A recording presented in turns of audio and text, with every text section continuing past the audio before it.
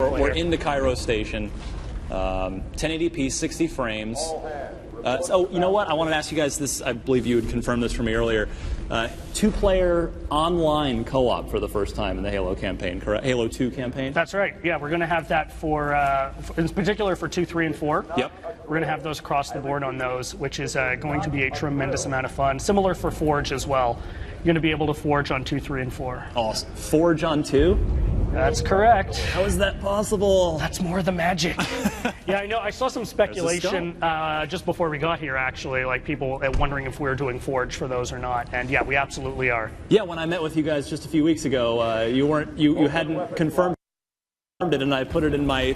I have a big preview piece that breaks down everything on IGN right now. I need to actually go in and update that with some good news. I want to keep you going. Yeah, no, so absolutely. So when when we spoke, what was it, 3 weeks ago? Yeah, something like that. We were close to locking it, but we weren't 100%. And between now and then, that has locked and confirmed.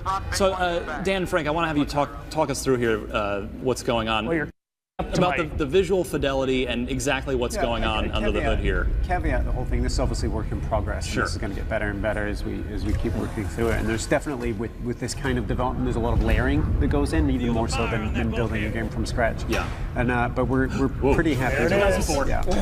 Yeah, and it's funny. Sometimes the change is really jarring and frightening, but sometimes it's kind of testament to how well built the game environments were in the first place. And we saw that with the original Anniversary.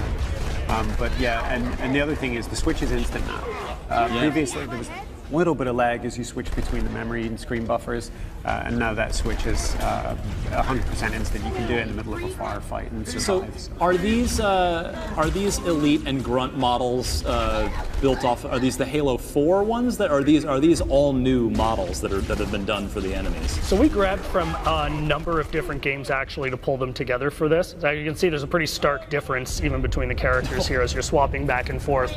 So really there's no one answer to that. We grabbed across the board and made modifications on a case by case. But yeah, you can really tell that's one of the things we wanted to do. People really enjoyed that swap so much. And we wanted to evolve that as well for Xbox One. As Frank alluded to, there was that fade in, fade out on the first one, and we've just got obviously more power to work with now. So a big thing was just to make that swap instantaneous. Frank, this is something in particular that I've talked to you about before. I'm curious, with the Halo 2 anniversary in particular, was there ever any consideration or investigation done into the infamous E3 2003 single-player demo, that mission that never made the game. We talked about including making that playable for this. Yeah, we talked about it. I think the problem is that in a very real sense, it's a completely different engine than all of the other ones. So you'd have to bubble off this segment of the engine. The content, and Joe is, I believe, at the show. He'll speak to this as well. The content is all real and it all functions. It all functions. The problem is if you deviate from the safe